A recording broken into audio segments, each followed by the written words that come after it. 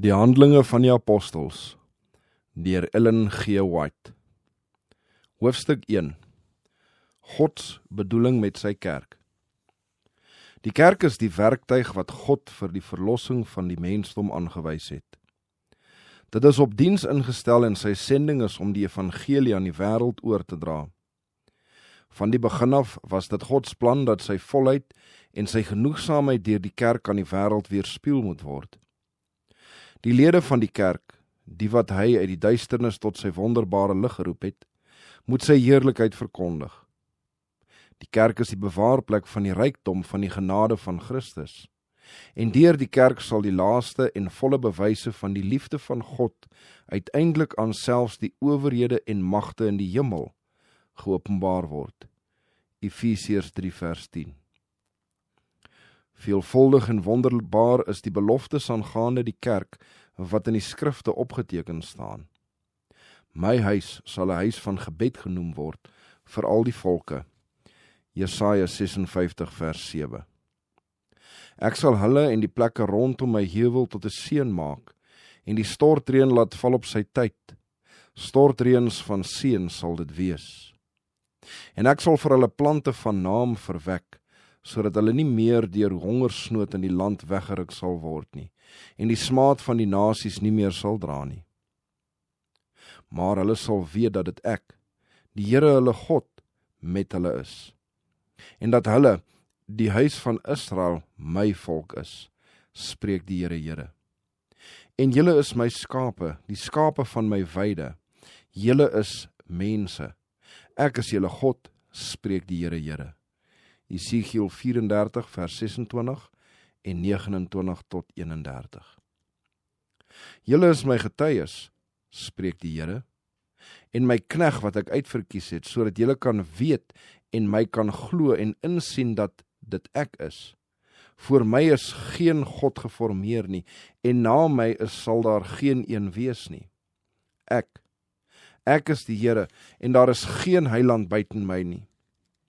Ek het verkondig en verlos en dit laat hoor, en daar was geen ander God onder julle nie. En julle is my getuies, spreek die Here, en ek is God. Ek, die Here het u geroep in geregtigheid, en ek vat u hand en behoed u, en gee u as 'n verbond van die volk, as 'n lig van die nasies, om blinde oë te open, om gevangenes uit die kerker uit te lei, uit die gevangenes diegene wat in die duisternis sit. Jesaja 43 vers 10 tot 12 en 42 vers 6 en 7. In die tyd van die welbehae het ek u verhoor, en in die dag van heil het ek u gehelp.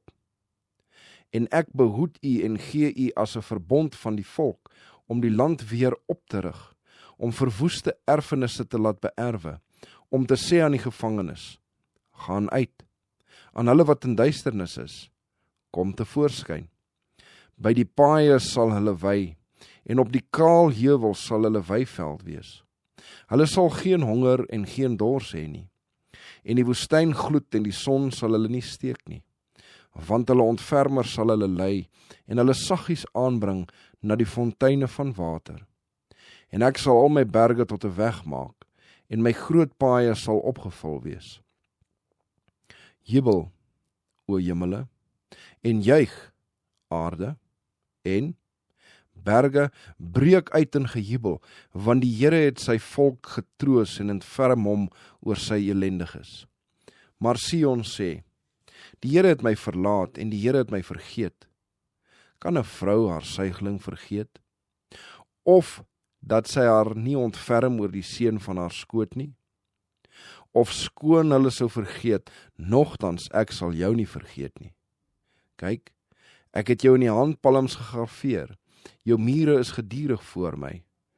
Jesaja 49 vers 8 tot 16. Die gemeente is Gods vesting, sy vrystad, wat hy in opstandige wêreld behou. Elke verraad van die gemeente is troubreek teenoor hom, wat die mensdom met die bloed van sy eniggebore seun gekoop het. Van die begin af was getroue siele die gemeente op aarde. In elke eeu het die Here sy wagters gehad, wat getrou voor hulle geslag, hulle getuienis gelewer het. Daardie wagters het hulle waarskuwingsboodskap gegee. En wanneer hulle geroep is om hulle wapenrusting neer te lê, het ander die werk opgeneem. God het met hierdie getuies 'n verbondsbetrekking aangegaan en het die gemeente op aarde sodoende met die gemeente in die hemel verenig. Hy het sy engele uitgestuur om sy gemeente te dien, en die poorte van die hel was nie in staat om sy volk te oorheers nie. Gedurende eeue van vervolging, stryd en duisternis, het God sy kerk bygestaan. Geen wolk het dit oorval waaroor hy nie voorsiening gemaak het nie. Geen enkele teenstrydige mag het ontstaan om sy werk te belemmer waarvan hy nie vooruit geweet het nie. Alles het gebeur soos hy voorspel het. Hy het sy gemeente nie in die steek gelaat nie, maar het in profetiese verklaringe beskryf wat sou gebeur, en wat sy Heilige Gees sy profete beweeg het om te voorspel, is bewaarheid. Al sy voornemens sal uitgevoer word. Sy wet is met sy troon verbind en geen bose mag kan dit tot niet maak nie. Die waarheid word deur God ingegee en beskerm, en dit sal oor alle teestand seëvier.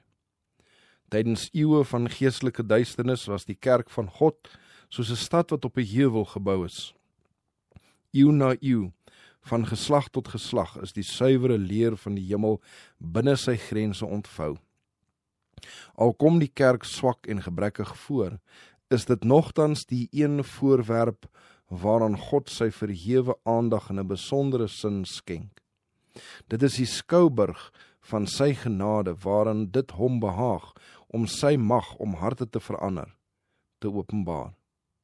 Waarmee, vra Christus, moet ons die koninkryk van God vergelyk?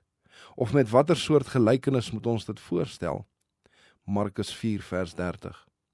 Hy kon die koninkryke van die wêreld nie as 'n gelykenis gebruik nie. In die samelewing kon hy niks vind waarmee hy dit kon afbeeld nie. Aardse koninkryke heers deur die oormag van fisieke krag, maar uit die koninkryk van Christus word elke vleeslike wapen, elke dwangmiddel verban. Hierdie koninkryk bestaan om die mensdom op te hef en te veredel. Die kerk van God is die hof van die heilige lewe, met die verskeidenheid van gawes gevul en met die Heilige Gees bedeel. Die lede moet hulle geluk vind in die geluk van diegene wat hulle kan help en gelukkig kan maak. Wonderlik is die werk wat die Here van voorneme is om deur sy kerk te verrig, sodat sy naam verheerlik kan word. Hierdie werk word in die Esegielse gesig van die genesende rivier uitgebeeld.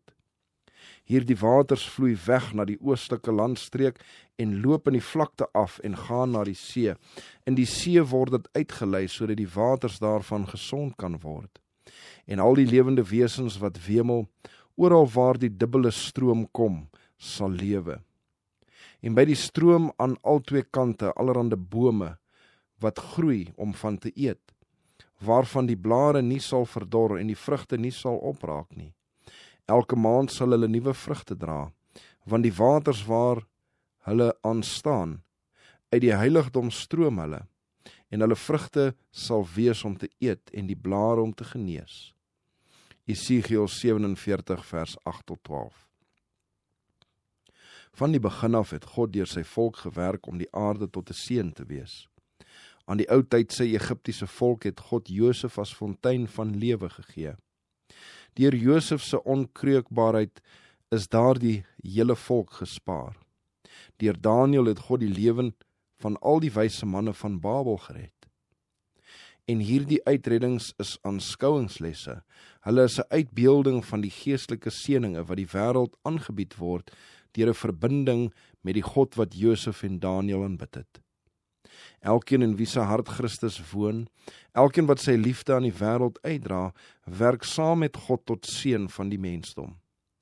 Naarmate hy van die Heiland genade ontvang om aan ander uit te deel, vloei daar uit sy hele wese 'n stroom geestelike lewe. God het Israel uitgekies om sy karakter aan die mensdom te openbaar. Hy het verlang dat hulle in die wêreld bronne van heil moes wees. Aan hulle is die hemelse uitsprake toevertrou, die openbaring van die wil van God. In die eerste dae van Israel het die nasies hulle kennis van God weens verdorwe dade verloor.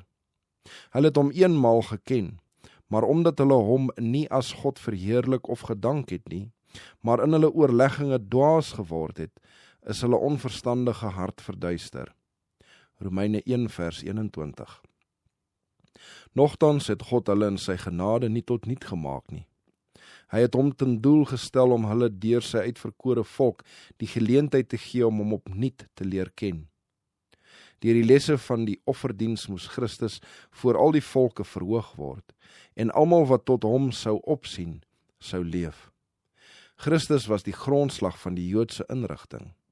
Die hele stelsel van sillebeelde en simbole was 'n saamgestelde profesie van die evangelie, 'n voorstelling bevattende die beloftes van die verlossing.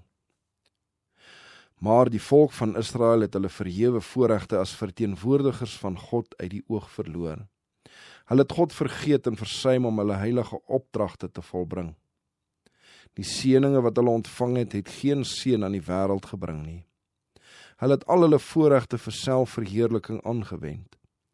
Hulle het hulle van die wêreld afgesluit om die versoekings te ontkom. Die beperkings wat God op omgang met afgodedienaars gelê het, om te voorkom dat hulle aan heidense gebruike deelneem, het hulle gebruik om 'n skeidsmuur tussen hulle en die ander nasies op te rig. Hulle het God beroof van die diens wat hy van verlang het, en hulle het hulle medemens van godsdienstige leiding en 'n heilige voorbeeld beroof. Priesters en owerstes is vasgevang in 'n groef van vormelikheid. Hulle was tevrede met 'n wettiese godsdiens, en dit was vir hulle onmoontlik om aan ander die lewende waarhede van die hemel oor te bring. Hulle het gedink hulle eie geregtigheid is algenoegsaam en het geen verlange gehad om 'n nuwe element in hulle godsdiens in te bring nie. Hulle het nie aanvaar dat die welwillendheid van God teenoor die mensdom iets afsonderliks en buite hulle self was nie. Maar het dit vanweë hulle goeie werke met hulle eie deugde in verband gebring. Die geloof wat deur die liefde werk en die siel reinig kon nie saamgaan met die godsdienstige opvatting van die fariseërs, wat uit seremonies en gebooie van mense bestaan het nie. Oor Israel het God verklaar: Nogtans, ek het jou geplant as 'n edele wingerdstok, as heeltemal egte saad.